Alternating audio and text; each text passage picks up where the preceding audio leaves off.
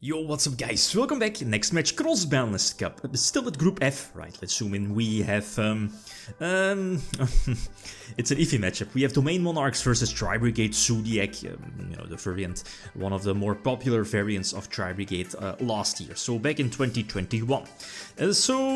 Which deck has the advantage? An iffy one. We see that the predictions slash statistics from the previous video see that are, you know, most people voting for Tri-Brigade. And I'm honest, before this matchup I was like, well, we saw how Domain Monarch got, you know, kind of crushed in the previous matchup, so it, you know, would be pretty self-explanatory that here in this particular matchup it definitely would not have the advantage.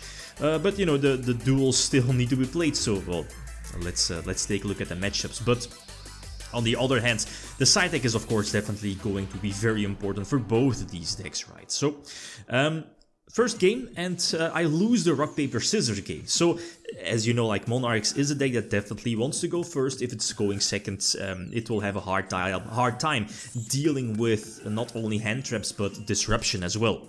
On the other hand, here in this case, Tri-Brigade Zodiac, not the best opening hand. Well, I mean, you have a Monster Reborn, you know, potential follow-up play for next turn. There's an Ash Blossom in hand. The Ghost Bell back in 21 was good. Against this deck, it doesn't really have too many options. You can stop like an Idea summon from deck, right, into ADOS by banishing it from the graveyard, I mean. But other than that, the Ghost Bell not that big of a deal here in the matchup.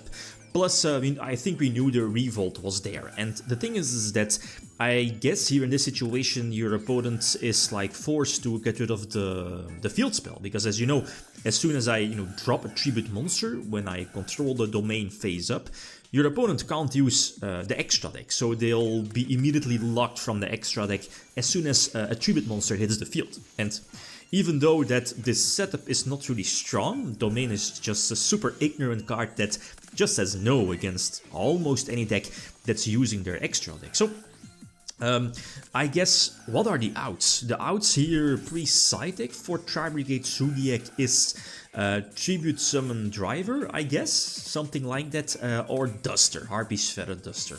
And that's pretty much it, unless I'm overlooking cards. But post-side deck, there are more cards. But again, I try to establish my board, both return and, you know, they should be my duel. There's still Stormfort. If my, then again, if my opponent like top decks a Harpy's Feather Duster here, yeah, I mean, full combo is still there, but then again, like, imagine that my field is, you know, blown away by the entire lineup from Tri-Brigade. I still have Stormfort Erebus for next turn, plus Prime and Graveyard, so probably would have been my duel, even with a top-decked Harpy's Feather Duster. Okay, so post-side deck game number 2, and I side-decked double Veiler and double Maxi, if I'm not mistaken. So, obviously I'm not opening with any of them. But my opponent, as you see here, did side deck in Lancia. Lancia is decent. I never get... Well, I mean, okay, no Pantheism. Maybe other effects that I'm overlooking, as in no Pantheism, banish it from the graveyard. But, you know, there might just not be, you know, any better cards to side deck in, so okay, it is what it is. So this opening turn is actually really strong. You have Dryden to pop a return, probably Domain.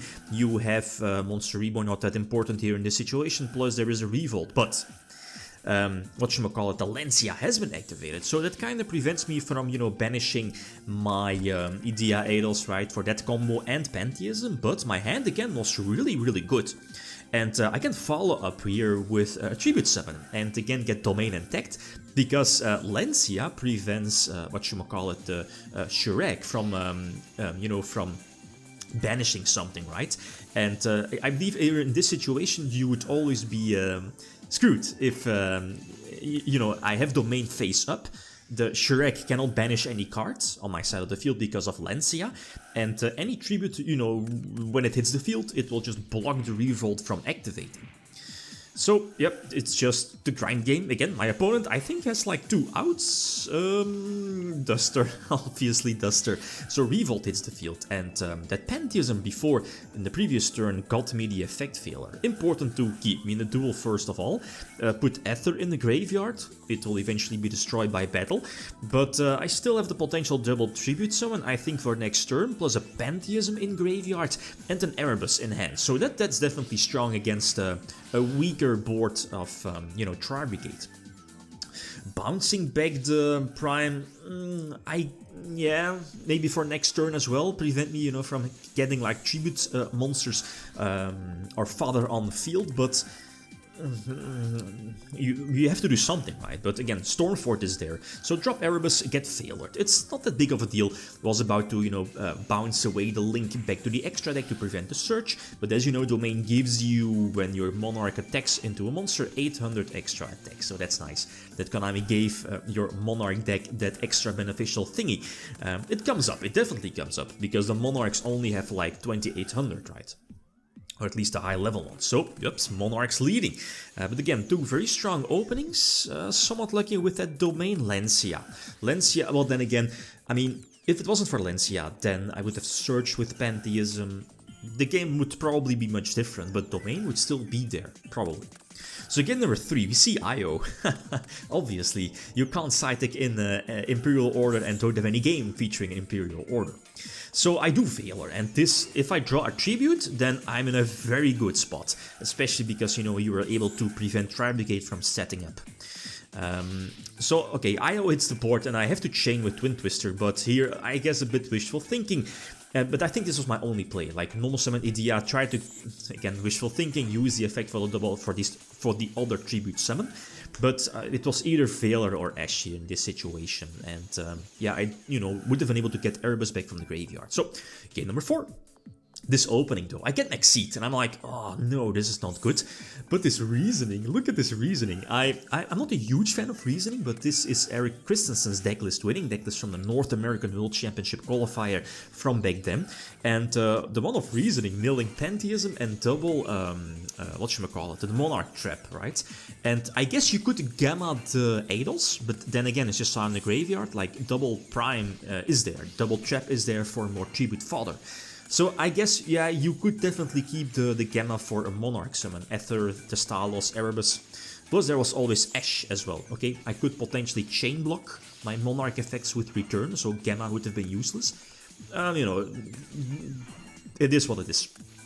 But this is something that there's only, I think, only one Majesty's Fiend in the side deck, and it definitely comes in clutch. Again, I'm able to put up Majesty's Fiend on the field, and here there aren't too many outs to get rid of this. Again, Imperial Order and Duster for Domain, and again, Desires, obviously you draw it, but Majesty's Fiend keeps me in the duel. You can still attack directly, so Zeus is able to hit the board, and I need some answers for Zeus here in this case. So Domain is an answer, Stormfort plus Tribute, but I need some Pantheism draws.